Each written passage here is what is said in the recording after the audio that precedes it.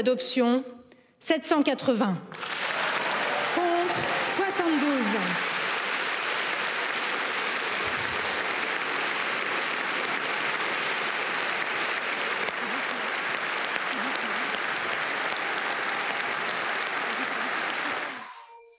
Bonjour à tous et bienvenue dans ce nouveau numéro des Grands Débats consacré au congrès du lundi 4 mars 2024, une journée historique. Ce n'est pas à l'Assemblée nationale que les parlementaires ont rendez-vous, mais à Versailles pour un congrès, la réunion des députés et des sénateurs.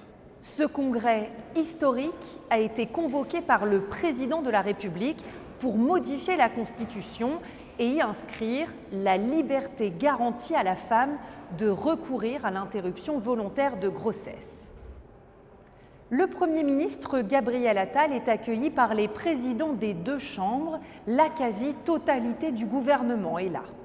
On l'a collectivement ardemment souhaité, mais c'est vrai que quand j'ai déposé la proposition de loi, il n'y en a pas beaucoup qui pariaient sur le fait qu'on allait aboutir. Et là, en 18 mois, on a réussi à montrer qu'il y avait une majorité à l'Assemblée, au Sénat. On a travaillé de manière transpartisane. On a ensuite porté le projet de loi constitutionnelle. Donc je l'ai vécu en tant que parlementaire en déposant la proposition de loi et en tant que ministre en défendant à la tribune ce projet de loi constitutionnelle. Et une très large majorité puisque c'est les 3/5 qui sont nécessaires. Ils seront très largement dépassés tout à l'heure. Je crois que ça va être une majorité écrasante parce que je crois que tout le monde a compris la symbolique, la signification, la puissance du moment qu'on va vivre, à la fois pour le combat, la reconnaissance du combat qui a été mené avant nous, pour aussi nos enfants, nos filles, pour qu'elles soient délestées d'avoir apporté un jour ce combat-là. Et puis le message qu'on envoie au monde, on est le premier pays au monde à inscrire l'IVG dans sa constitution. Pour avoir rencontré encore des femmes polonaises la semaine dernière, je peux vous dire que pour elles, c'est un signe d'espoir, surtout d'espoir que ça puisse évidemment chez elles aussi permettre de changer la donne. Les parlementaires entrent dans la salle du Congrès. Ils y sont placés par ordre alphabétique. Dans les tribunes, des associations féministes sont présentes. Pour la première fois, c'est une femme qui préside le Congrès, la présidente de l'Assemblée nationale, Yaël Braun-Pivet. Elle traverse la galerie des bustes avant d'ouvrir la réunion du Congrès.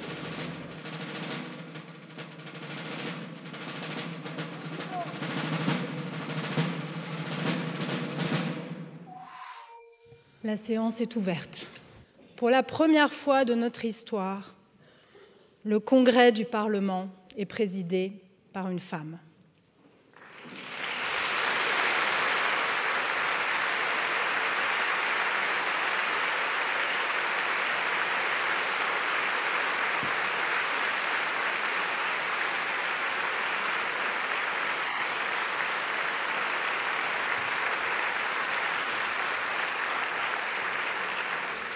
En venant ouvrir cette séance, en remontant avec la solennité qui s'attache à ces lieux la galerie des bustes d'hommes exclusivement, j'ai pensé à Simone Veil, elle qui, le 26 novembre 1974, dans l'hémicycle du Palais Bourbon, s'excusait de partager sa conviction de femme devant une assemblée presque exclusivement composée d'hommes.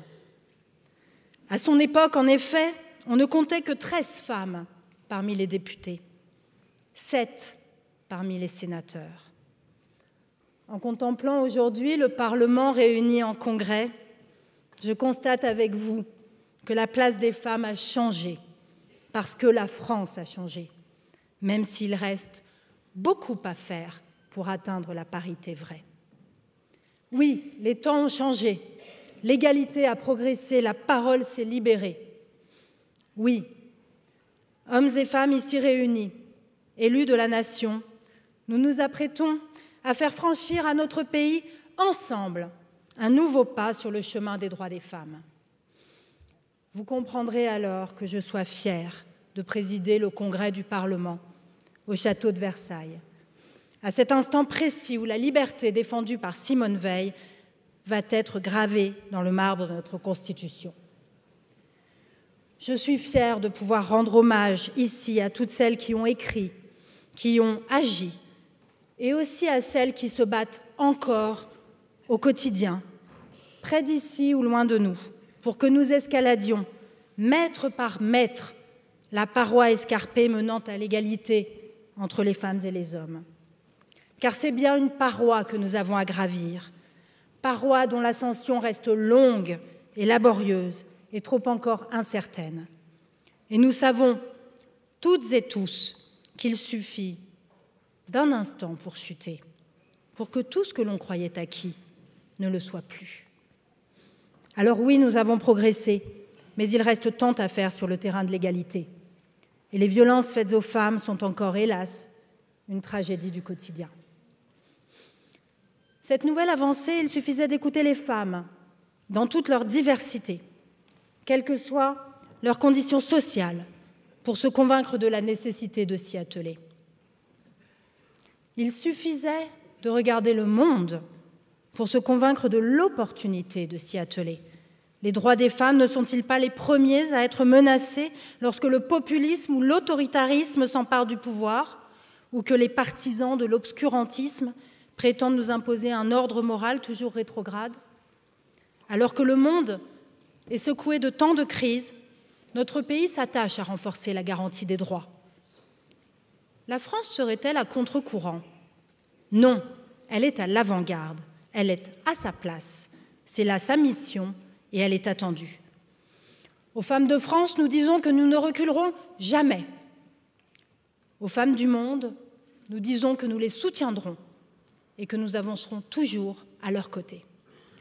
Je suis fière, nous serons fiers demain de ce congrès visant à proclamer que la liberté de recourir à l'interruption volontaire de grossesse fait désormais partie de notre loi fondamentale.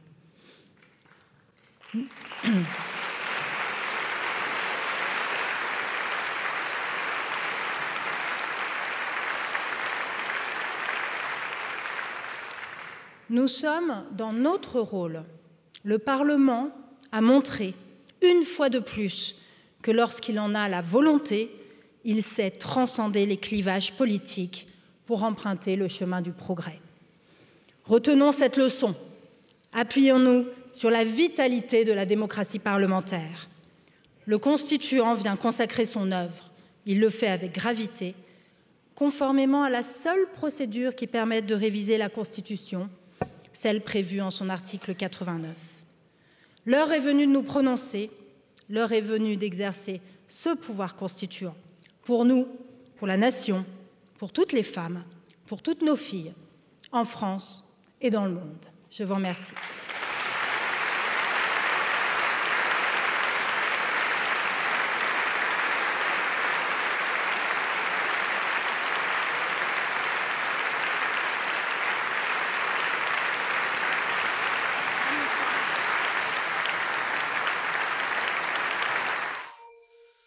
Le Premier ministre Gabriel Attal monte à la tribune et explique pourquoi, selon lui, il faut inscrire dans la Constitution la liberté garantie à la femme de recourir à l'interruption volontaire de grossesse. Madame la présidente de l'Assemblée nationale, Monsieur le président du Sénat, Monsieur le garde des Sceaux, Mesdames et Messieurs les ministres, Mesdames et Messieurs les membres du Congrès, l'acte de procréation est l'acte de liberté par excellence. La liberté entre toutes les libertés, la plus fondamentale, la plus intime de nos libertés. Nous sommes en 1972, dans un prétoire de Bobigny, et Gisèle Halimi prononce ces mots. Nous sommes en 1972, et sur le banc des accusés se trouve la mère d'une jeune fille de 16 ans, dont le crime est d'avoir aidé sa fille à avorter après avoir été violée. Gisèle Halimi se tient face à une justice d'hommes, face à une loi écrite par des hommes et défend la liberté de chaque femme. Nous sommes en 1972 et elle se sent encore bien seule, Gisèle Halimi, dans ce prétoire, lorsqu'elle plaide pour la liberté et pour le droit. Nous sommes aujourd'hui le 4 mars 2024 et Gisèle Halimi n'est plus seule. Un an après l'engagement du président de la République, le Parlement, et avec lui la nation, s'est rangé à ses côtés et s'apprête, je l'espère, à inscrire dans notre Constitution la liberté de chaque femme à recourir à l'interruption volontaire de grossesse. Nous sommes en 2024 et Gisèle Halimi n'est plus. Mais je salue sa famille présente dans cette salle du Congrès en ce jour historique. Mesdames et messieurs les parlementaires, 1972-2024, il est long le chemin de la liberté. Et alors que nous vous proposons de l'emprunter un peu plus, c'est avec la plus grande humilité que je m'adresse à vous. Humilité. Car oui, mesdames, et je dis bien mesdames, l'homme que je suis ne peut imaginer vraiment la détresse qu'ont pu connaître ces femmes, privées de la liberté de disposer de leur corps des décennies durant. L'homme que je suis ne peut imaginer vraiment la souffrance physique d'alors, quand l'avortement était synonyme de clandestinité honteuse, de douleurs innommables et de risques fatals. L'homme que je suis ne peut imaginer vraiment la souffrance morale face au poids d'une société qui préférait taire et condamner.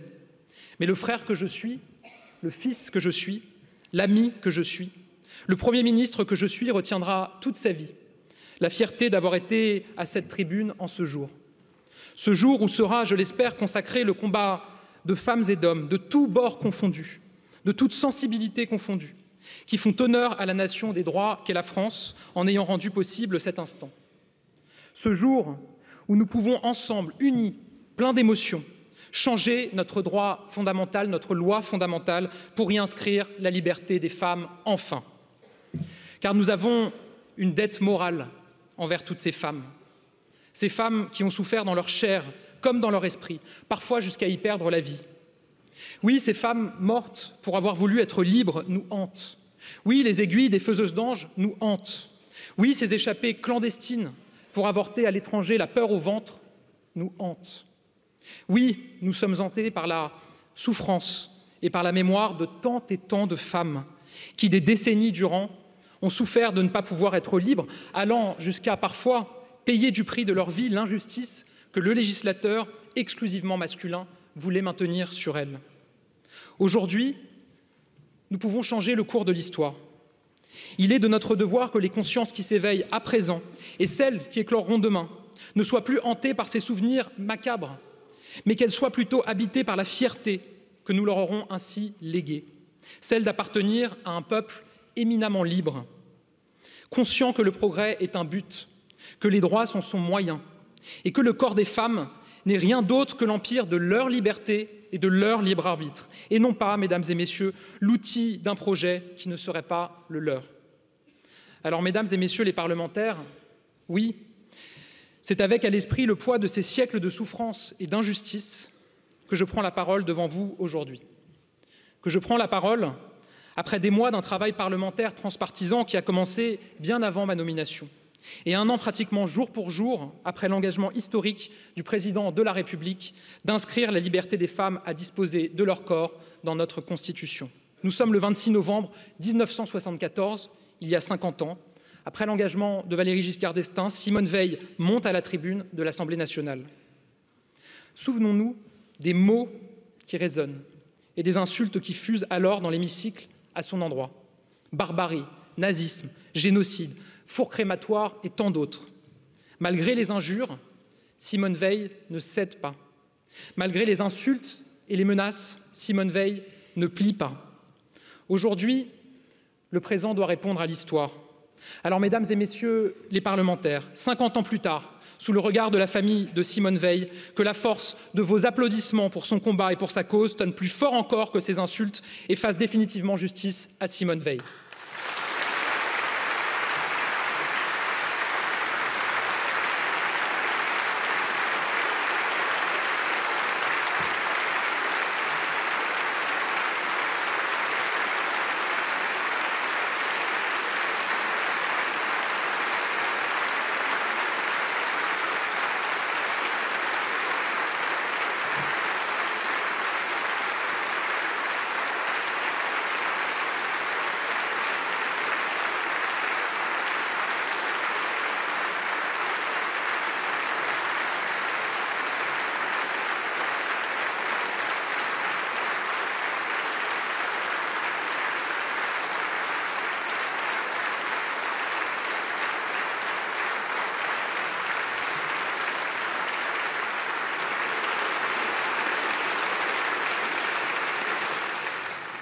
Car si peu après sa mort, on fleurit dans les rues des affiches, des portraits avec ces mots Merci Simone, cela n'a rien d'un hasard. Le legs de Simone Veil est universel. Son courage est un modèle et il nous inspire encore aujourd'hui collectivement. La loi Veil marque un tournant, elle ouvre la voie enfin. Mais il restait bien des batailles à emporter. Nous sommes en 1982 et Yvette Roudy ouvre le remboursement de l'interruption volontaire de grossesse par la sécurité sociale. C'est la fin des inégalités sociales pour la liberté du corps. Toutes les femmes peuvent être protégées. Nous sommes en 2001 et avec Martine Aubry, il est désormais possible de recourir à l'interruption volontaire de grossesse jusqu'à 12 semaines. Nous sommes en 2013 et Marisol Touraine permet le remboursement total de l'IVG et renforce son accès partout sur le territoire. Nous sommes en 2014 et Najat Vallaud-Belkacem abolit la notion de détresse pour recourir à l'IVG. Nous sommes en 2016 et Laurence Rossignol étend le délit d'entrave à l'IVG au site internet militant qui diffuse de fausses informations sur l'avortement. Nous sommes en 2022 et avec le soutien du président de la République et du gouvernement, grâce au travail de parlementaires de divers bords politiques, le délai pour recourir à l'IVG est allongé. Certaines des entraves qui demeuraient sont enfin levées. Nous sommes en 2024 et grâce aux médecins, aux associations féministes, au planning familial, aux éveilleurs de conscience, aux élus, aux parlementaires, aux héritières et héritiers de ces combats passés mais jamais achevés, la marche du progrès a fait son office. Je veux rendre ici hommage à toutes les associations qui ont œuvré et œuvrent encore pour les droits des femmes et en premier lieu pour leur droit à disposer de leur corps. Elles sont les héritières de la voix des femmes, de Choisir et bien sûr du MLF. Elles portent un combat juste.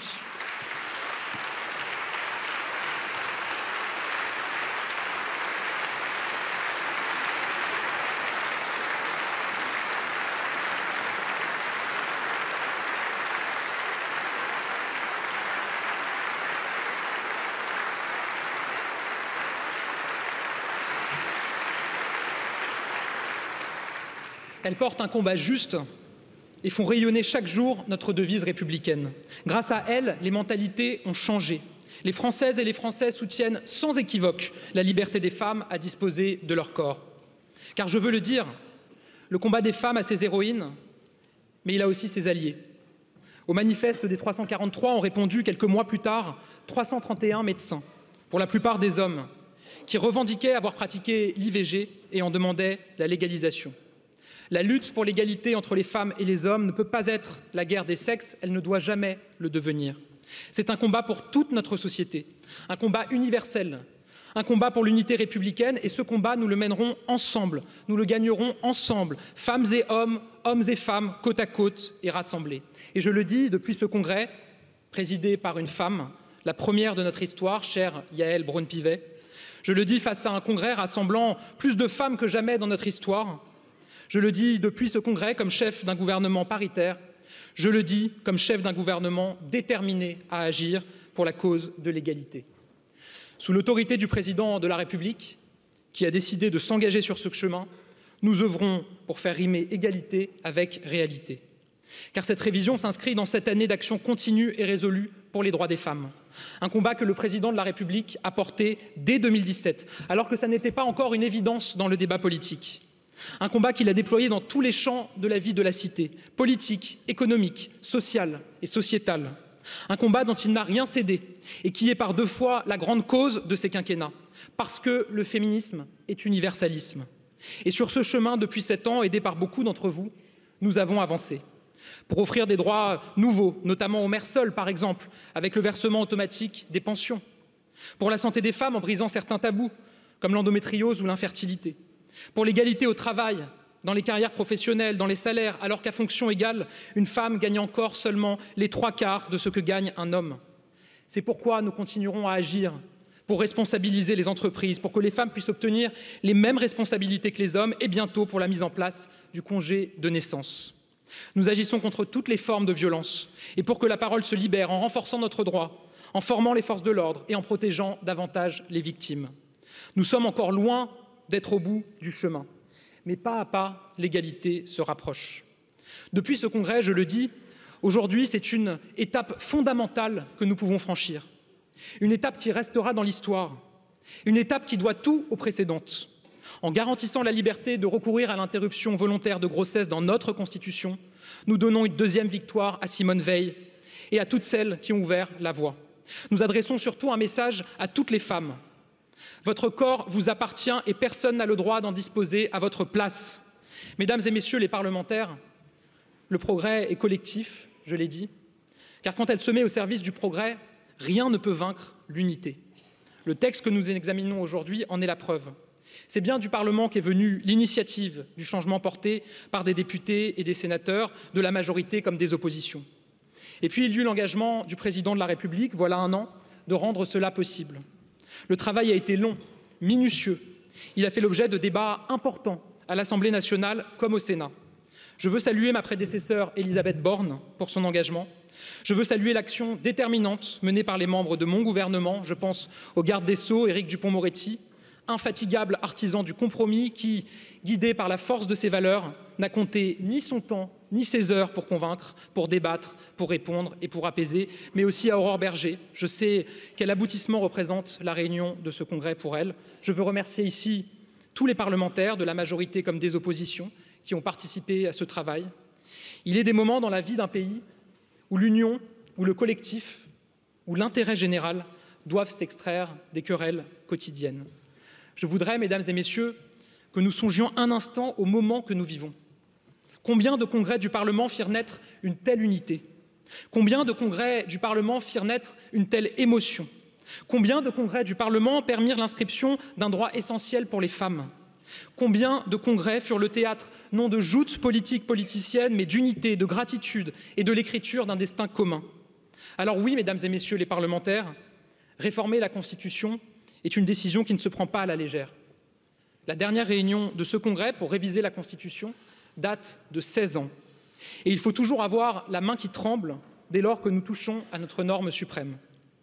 Mais mesdames et messieurs les parlementaires, nos libertés fondamentales sont inscrites dans notre Constitution. Vous déciderez par votre vote d'adopter une disposition qui consacrera comme inaliénable et fondamentale la liberté des femmes à disposer de leur corps. C'est le sens même du texte que nous vous proposons aujourd'hui d'adopter. C'est le sens même de cet alinéa que nous vous proposons d'ajouter à l'article 34 de notre Constitution. La loi détermine les conditions dans lesquelles s'exerce la liberté garantie à la femme d'avoir recours à une interruption volontaire de grossesse.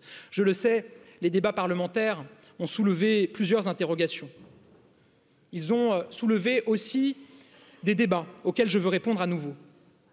Beaucoup semblent dire que l'IVG ne serait pas menacée, comme si, au fond, le sens de l'histoire était inévitable, comme si le politique n'avait plus son mot à dire, comme si ce qui était acquis l'était pour toujours.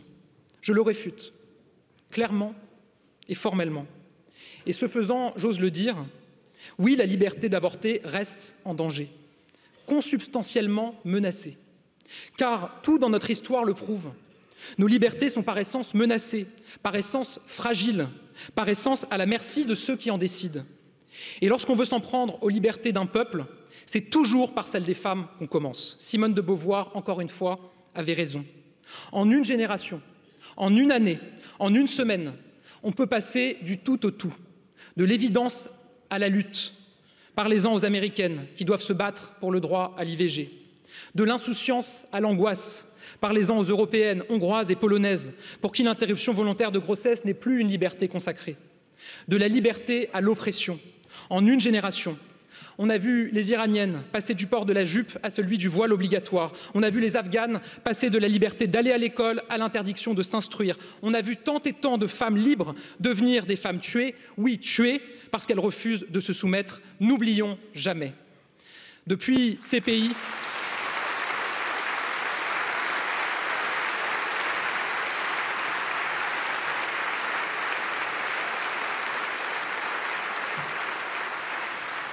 Depuis ces pays, les femmes nous adressent un message. Ne jamais s'endormir, ne jamais baisser la garde, ne jamais subir. Alors, mesdames et messieurs les parlementaires, gouverner, c'est faire obstacle au tragique de l'histoire. C'est se dresser face aux malheurs du temps présent, bien sûr, mais aussi faire obstacle de toutes nos forces au tragique du temps à venir. Et la politique, c'est faire obstacle à la folie des hommes. C'est faire obstacle à ceux dont on dit jamais ils ne gouverneront, jamais ils n'oseront s'en prendre aux femmes, à nos mères, à nos filles, à nos sœurs. mais qui, par le jeu de l'histoire, peuvent se retrouver à s'exprimer depuis cette tribune sans que personne n'ait jamais cru cela possible. Alors oui, ce texte est un rempart aux faiseurs de malheur, à ceux pour qui tout était mieux avant, à ceux qui oublient de dire que dans cet avant, la femme n'était pas libre, à ceux qui sont nostalgiques d'un temps où la femme ne pouvait pas travailler sans autorisation d'un homme, d'un temps où la femme ne pouvait pas ouvrir un compte en banque sans l'autorisation d'un homme, d'un temps où la femme ne pouvait pas dépenser son argent comme elle l'entendait, d'un temps, enfin, où les femmes ne pouvaient pas avorter. Alors, mesdames et messieurs, inscrire ce droit dans notre Constitution, c'est fermer la porte au tragique du passé et à son long cortège de souffrances et de douleurs. C'est empêcher davantage encore les réactionnaires de s'en prendre aux femmes. Mais légiférer, c'est aussi préparer l'avenir. Cet avenir que l'on aborde bien souvent comme une marche en avant pétrie de certitudes et notamment de celle que le progrès serait un aller sans retour et que demain, donc, jamais nous ne répéterons les erreurs du passé. Mais n'oublions pas que le train de l'oppression peut repasser. En ce jour, agissons pour que cela n'advienne pas, que cela n'advienne jamais. Ce jour, c'est un pas dans la longue marche du progrès que nous avons entamé, que la France a entamé dès 1789, lorsqu'elle cria à l'Europe et au monde « Nous laissons libres et égaux en droit ». Mesdames et messieurs les parlementaires, aujourd'hui la France est pionnière. Aujourd'hui, vous direz au monde que oui, la France est fidèle à son héritage, à son identité de nation à nul autre pareil, pays phare de l'humanité, patrie des droits de l'homme et aussi et surtout des droits de la femme. Aujourd'hui, à travers votre vote, c'est la nation tout entière qui prend en main son destin et qui ose être le premier peuple au monde à graver dans son texte suprême la liberté des femmes à recourir à l'interruption volontaire de grossesse. Par ce geste, ce n'est pas seulement les femmes que vous honorez, c'est la France. Cette France de 2024, plus ouverte qu'elle ne le pense. Cette France de 2024 qui ose ce qu'aucun peuple au monde n'a encore envisagé. Cette France de 2024 qui sait se réunir, se mobiliser, se lever pour ce qui est à la fois un droit, une liberté et un honneur. Cette France de 2024 qui change sa constitution et scellera ainsi la consécration d'une liberté fondamentale. Cette France de 2024 qui peut dire avec fierté au monde entier, oui, en ce jour, la liberté est française. Bien sûr, beaucoup reste à accomplir. Mais mesdames et messieurs, si vous le décidez, notre loi fondamentale sera modifiée pour la première fois depuis 16 ans. Le président de la République présidera alors une cérémonie de scellement de la loi constitutionnelle pour y rappeler les racines de cet engagement ainsi consacré. Si vous le décidez, un nouveau sceau sera alors apposé sur le livre de notre Constitution. Ce sceau, il sera fait de larmes et de sang. Il sera fait des larmes qui ont coulé sur les joues des femmes qui ont souffert pour exercer ce droit ou qui ont souffert de ne pas pouvoir y accéder. Il sera fait du sang de ce long cortège de femmes qui ont payé de leur souffrance physique et parfois de leur vie pour permettre que vous votiez aujourd'hui pour la liberté des femmes. Alors, mesdames et messieurs les parlementaires, voilà 60 ans, la jeune Annie Ernaux connaissait son événement. Combien de générations en ont connu des événements? L'événement, c'était un matin froid, un regard goguenard, une réprimande paternaliste, la douleur d'une aiguille, l'argent collecté par tous les moyens, les séquelles, la honte, la clandestinité. Le nouvel événement, c'est aujourd'hui, celui qui doit clore une fois pour toutes le monde d'hier. Notre génération, une génération de femmes, de filles, de mères, aura dans son calendrier intime et politique, dans le décompte de ces années, une date marquée à jamais, qui ne sera pas leur événement de douleur, mais un événement de fierté. Cet événement, c'est ce vote du Congrès aujourd'hui et je l'espère le sceau du 8 mars 2024. L'ère d'un monde fini commence, concluait Gisèle Halimi à son procès de Bobigny. Eh bien, je dis à toutes les femmes, au sein de nos frontières et au-delà, qu'aujourd'hui, l'ère d'un monde d'espoir commence. Je vous remercie.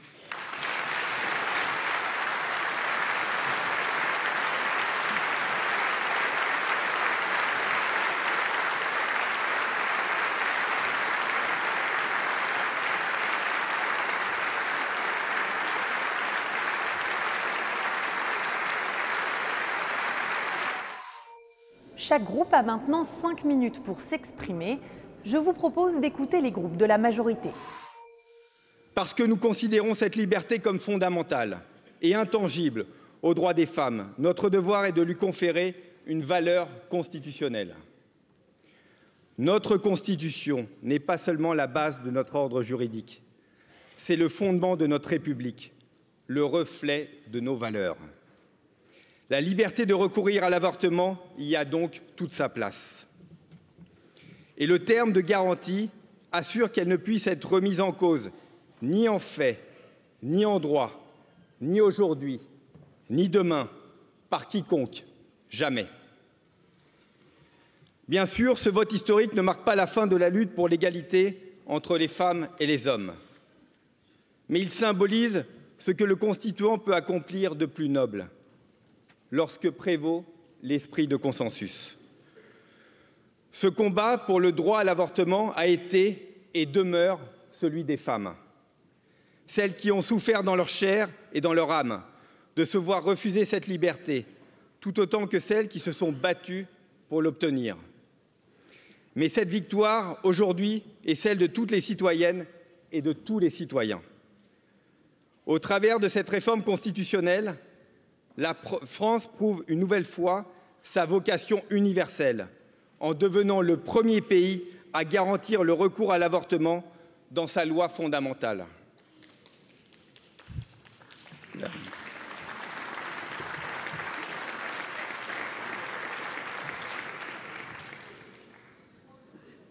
Par ce vote, nous adressons un message d'espérance aux femmes du monde entier qui voient leurs droits bafoués ou reniés, pas uniquement dans les régimes autocratiques, mais aussi à nos frontières.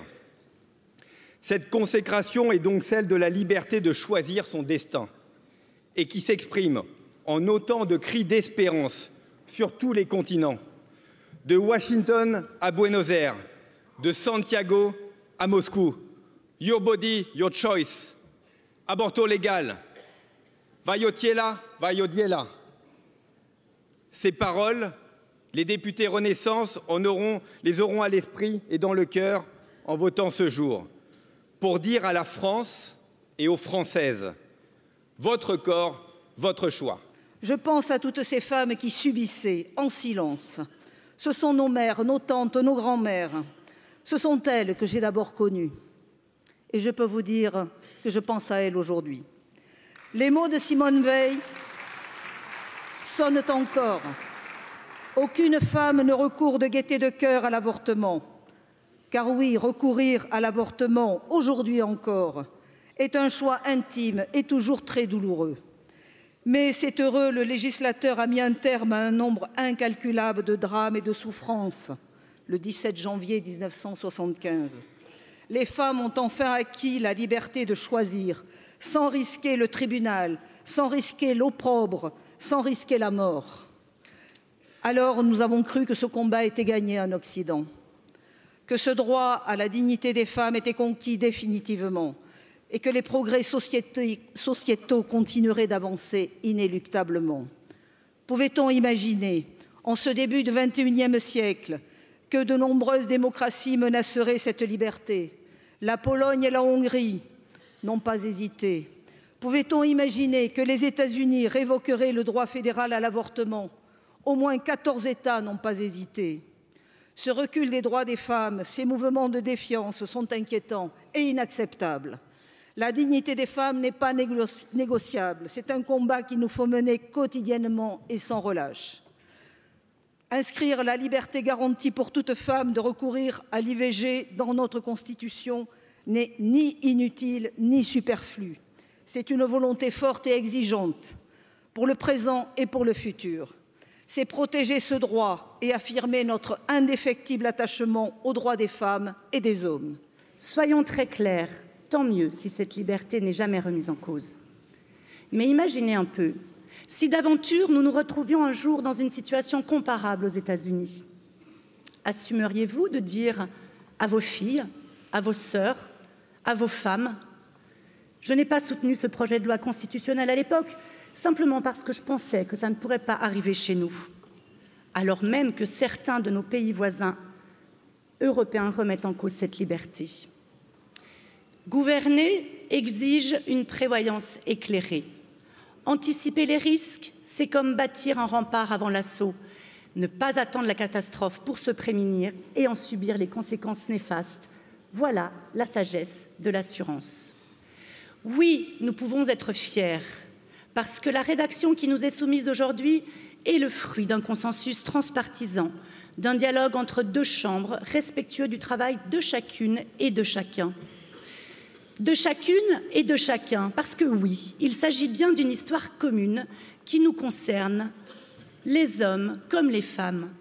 Dans un contexte mondial où les attaques se multiplient contre l'accès à l'avortement, vous l'aurez compris, je crois profondément que ce projet de loi constitutionnelle doit être voté avec conviction, détermination et fierté, parce qu'il consacre la liberté de la femme, la protection de ses choix, le rôle du peuple dans la fixation du cadre dans lequel s'exerce cette liberté.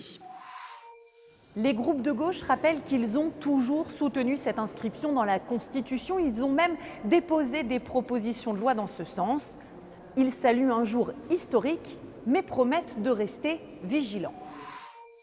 Ce 4 mars 2024, la France renoue avec sa vocation de phare des droits humains quand, il y a un peu plus de 2 siècles, sa révolution a inspiré le monde. Aujourd'hui, c'est la France qui va, pour la première fois, consacrer le droit à l'avortement dans la Constitution. Aujourd'hui, notre vote est une promesse faite à l'avenir, une protection que nous devons à la moitié de l'humanité pour laquelle la nuit n'a que trop duré. C'est avec émotion et fierté que je me tiens devant vous alors que j'ai eu l'honneur d'initier le premier vote à l'Assemblée nationale pour constitutionnaliser l'IVG que le mouvement insoumis défend depuis 2011. Ce moment historique a été arraché par une victoire parlementaire, mais ce sont surtout des décennies de combats de militantes, de collectifs et d'associations comme le planning familial que nous faisons entrer aujourd'hui dans notre norme suprême. Notre vote aujourd'hui a le sens d'une reconnaissance, celle de l'avortement comme droit fondamental humain. Car il pèse toujours sur les droits des femmes la menace d'une régression, car le droit à l'avortement figure toujours en premier sur la liste des conquêtes à abattre de la part de l'extrême droite. Comme en Argentine, où le nouveau président Javier Milei a déjà annoncé avoir pour priorité d'abroger l'avortement. Comme en Pologne, où 6 femmes sont mortes depuis la quasi-interdiction de l'avortement. Comme aux États-Unis, où depuis juin 2022, 65 000 femmes n'ont eu d'autre choix que de poursuivre une grossesse issue d'un viol.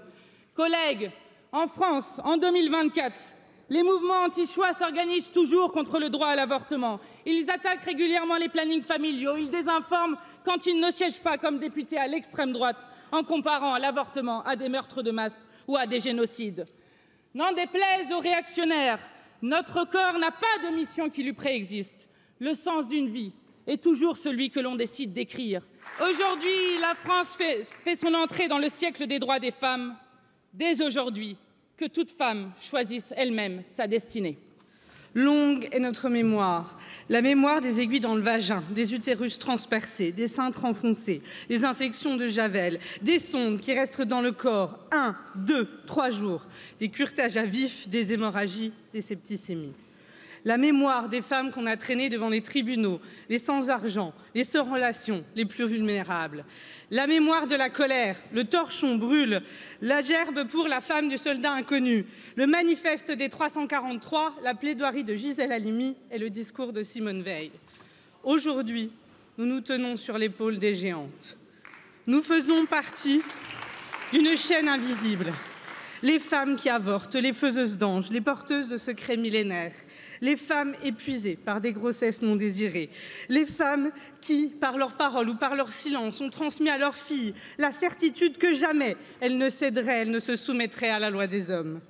Oui, le combat féministe n'est pas terminé, mais aujourd'hui, savourons cette loi qui marque un nouveau jalon dans l'histoire de France, une nouvelle conquête dans la lutte des femmes, une conquête pour laquelle je tiens à remercier les militantes féministes qui ont marché, qui ont fait signer des pétitions, qui ont tenu des stands dans toute la France pour dire « Nous devons faire entrer l'IVG dans la Constitution ». Cette constitutionnalisation de l'IVG, c'est votre victoire. Je tiens aussi à saluer le travail essentiel de 4 parlementaires. Mélanie Vogel, sénatrice écologiste. Mathilde Panot, députée présidente du groupe La France Insoumise. Laurence Rossignol, sénatrice socialiste. Et Aurore Berger, alors députée et présidente du groupe Renaissance. Ensemble, elles nous ont conduits à ce vote. Un pari qui pouvait sembler fou pour qui ne connaîtrait pas la puissance d'une idée dont le temps est venu. Enfin, à mes filles, à toutes les femmes de France, à toutes celles qui se poseront la question: est-ce que je peux le garder? Est-ce que je veux le garder? Nous, parlementaires, nous vous le garantissons. Nul ne peut vous contraindre, nul ne peut vous forcer, nul ne peut vous intimider, nul ne peut vous intimider et vous obliger. Vous êtes les maîtresses de votre destinée, notre corps, nos choix.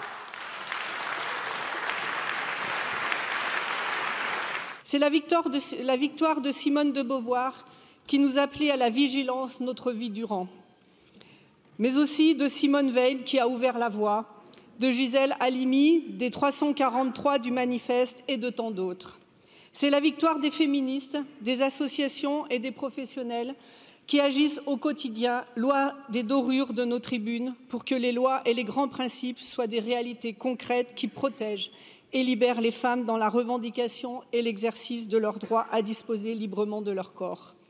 C'est notre victoire à toutes, oui, face à ceux qui doutent encore que l'avortement mérite d'être défendu. Car comment fermer les yeux sur la décision des 7 États américains ayant, depuis l'arrêt de la Cour suprême, interdit l'IVG, même en cas de viol ou d'inceste? Comment ne pas faire le parallèle quand certains de nos voisins européens, comme la Pologne, la Hongrie, mais aussi le Portugal, en conditionnent et en réduisent l'accès? Comment ne pas s'inquiéter que dans notre pays, les entraves à l'IVG prennent des formes de plus en plus pernicieuses de la part des mouvements anti-choix jusque dans certains médias? Qui peut alors, dans cette époque de doute et d'instabilité, préjuger de ce qu'il pourrait advenir demain en France? Ainsi, dans ce contexte global de remise en question du droit à l'avortement, ce jour du 4 mars 2024 est historique aussi pour la France. Nous serons le premier pays au monde à inscrire le droit à l'avortement dans notre Constitution. En érigeant le droit à l'IVG parmi les droits humains fondamentaux, parmi les valeurs intangibles et tout ce qui fait la force d'une République indivisible, laïque, démocratique et sociale. La France perpétue l'inspiration qui a été son histoire constitutionnelle pour de nombreux pays. Fidèle à son image humaniste, notre nation s'érige en vigie des droits des femmes et montre le chemin. Parce que, chers collègues, les femmes qui veulent avorter avortent. C'est le cas depuis la nuit des temps. Lorsqu'elles n'ont pas ce droit, elles trouvent tous les moyens possibles pour mettre fin à cette grossesse, y compris quitte à mettre leur vie en péril. Cette constitutionnalisation est loin pour nous de n'être qu'un symbole. Nous savons que même dans les grandes démocraties, le retour en arrière est possible. Nous savons aussi que lorsque l'extrême droite arrive au pouvoir, elle s'en prend d'abord aux droits des femmes et particulièrement à leurs droits reproductifs.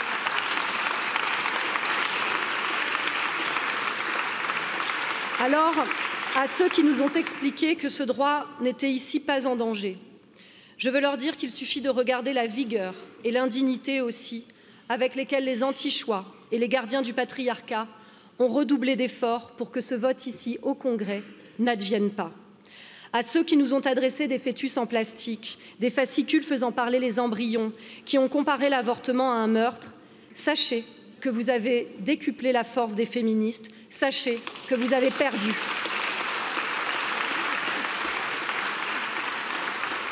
Alors, pour nos mères, nos filles et nos sœurs d'ici et d'ailleurs, nous affirmons maintenant et ici que le droit à disposer de son corps est un droit fondamental et qu'il est essentiel à la liberté individuelle. Il est donc une condition indispensable à l'existence de toutes les autres libertés. Liberté, égalité, sororité.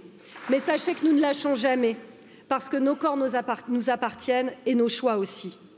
Je veux dire aussi que ce vote nous oblige, parce que les restrictions de personnel dans les hôpitaux publics, les suppressions de centres orthogéniques sont des freins réels à avorter. 130 centres IVG ont fermé ces 15 dernières années. Dans la salle du Congrès, l'ambiance est solennelle, le calme règne, jusqu'à l'intervention d'Hélène Laporte, députée du Rassemblement national. Si les députés de mon groupe voteront chacun selon leurs légitimes convictions, nombre d'entre nous approuveront ce texte, rappelant ainsi clairement à qui de bonne foi craindrait le contraire qu'en aucun cas il ne serait envisageable de revenir sur cette liberté.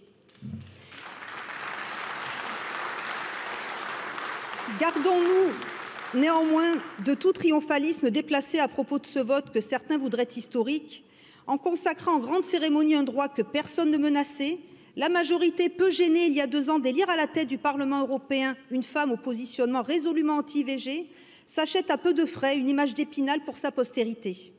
Pendant que la NUPES, dont le féminisme flamboyant se change subitement mutisme dès qu'il est question des menaces réelles pour les droits des femmes, à commencer par l'islamisme, s'offre celle d'un grand soir institutionnel. En réalité,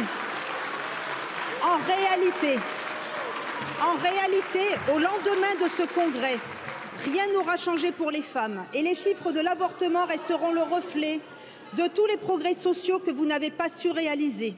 En 2022, le nombre d'IVG réalisés a battu un record dont nul ici peut satisfaire. Je voudrais ici rappeler les mots de Simone Veil.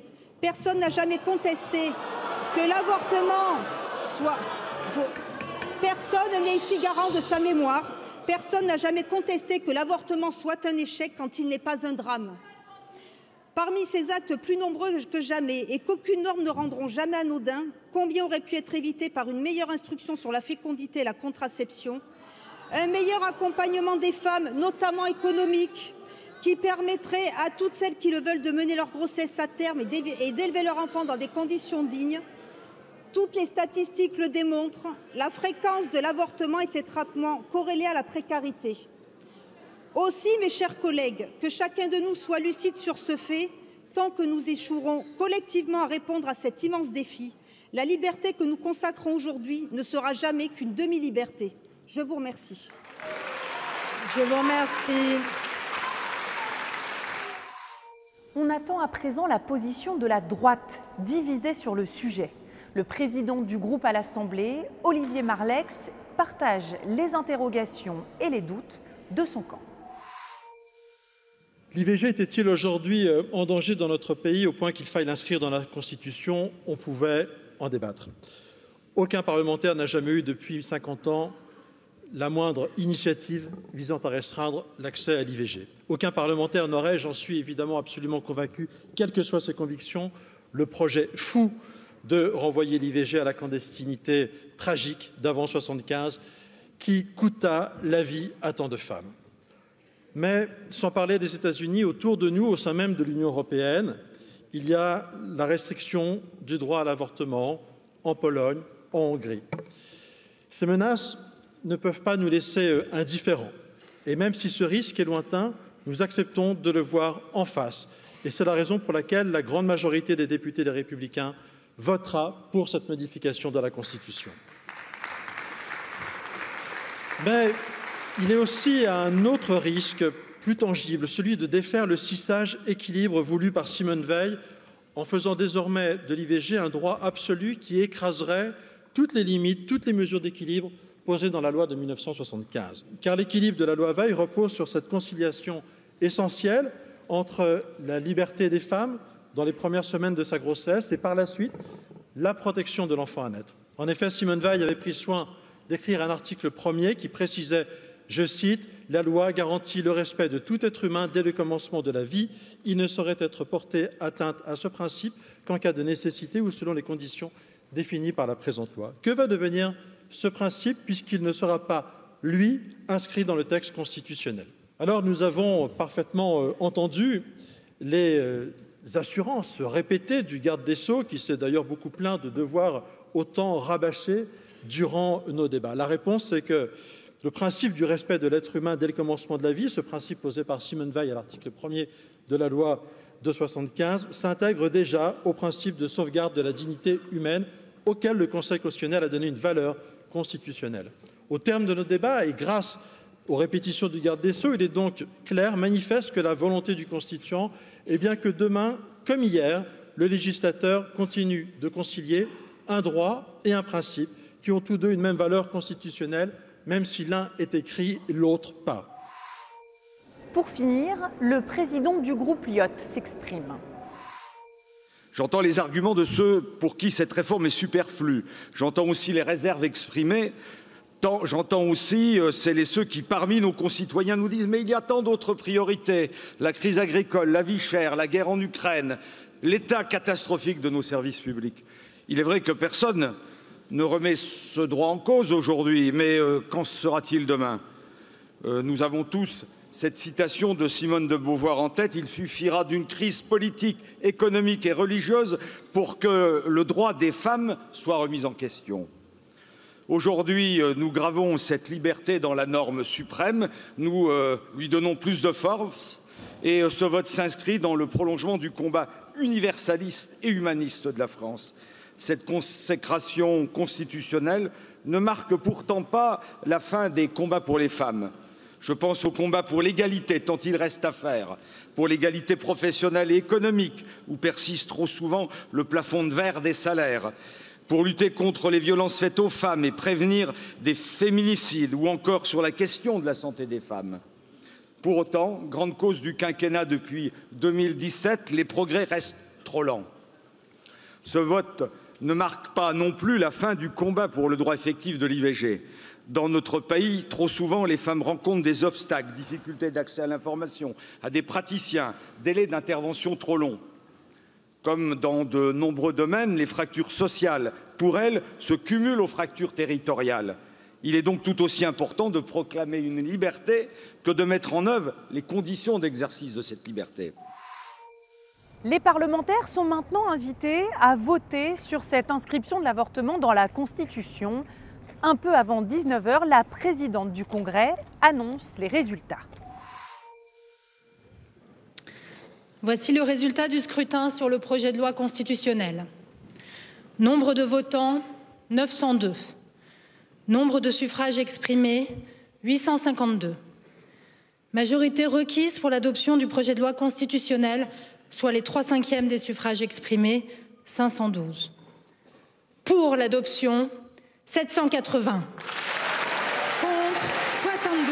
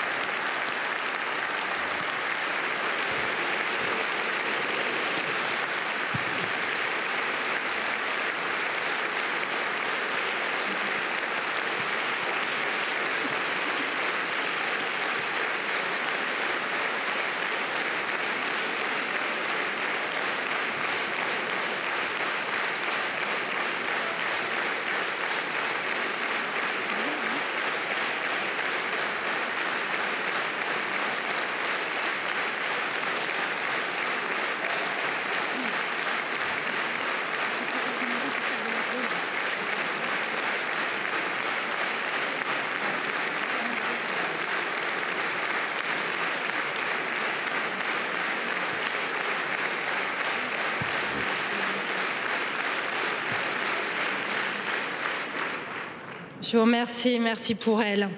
Le Congrès a adopté le projet de loi constitutionnel relatif à la liberté de recourir à l'interruption volontaire de grossesse, approuvé à la majorité des 3/5 des suffrages exprimés. Il sera transmis à Monsieur le Président de la République. Je vous remercie. La séance est levée.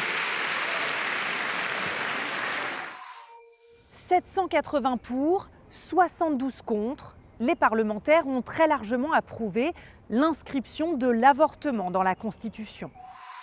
Et quand on voit à quel point les populistes peuvent monter un peu partout dans le monde, je pense que c'est une protection, ça assure dans la durée que nos filles, nos petites filles pourront bénéficier de ce droit et c'est quelque chose de très important. Je suis très émue de ce qui vient de se passer, de la victoire que nous venons d'arracher. Et aujourd'hui, nous allons fêter une victoire qui est une victoire historique. Et dès demain, nous repartons au combat puisque nous venons de déposer pour le groupe parlementaire de la France Insoumise une résolution pour demander au gouvernement de maintenant inscrire le droit à l'avortement dans la charte des droits fondamentaux de l'Union européenne. Direction la salle du Sceau, où la présidente du Congrès, accompagnée par le président du Sénat, le Premier ministre et des membres du gouvernement, va authentifier le vote du Congrès.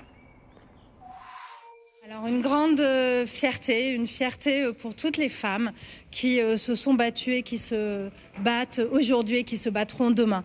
Aujourd'hui, le Parlement a posé un acte fort parlementaire. On l'a beaucoup rappelé, il y a eu beaucoup d'initiatives parlementaires, des propositions de loi.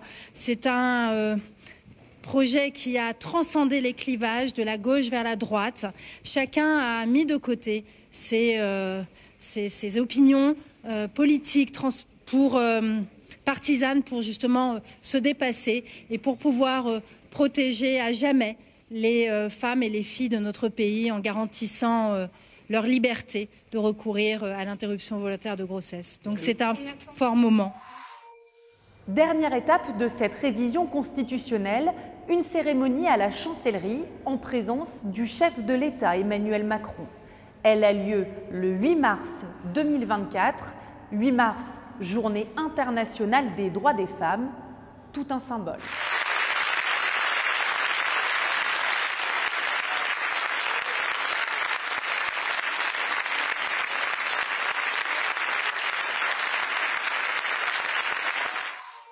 Voilà pour ce numéro des grands débats consacré au congrès du 4 mars 2024. Pour retrouver la collection des grands débats, notre site internet ou notre chaîne YouTube. À très bientôt sur LCP.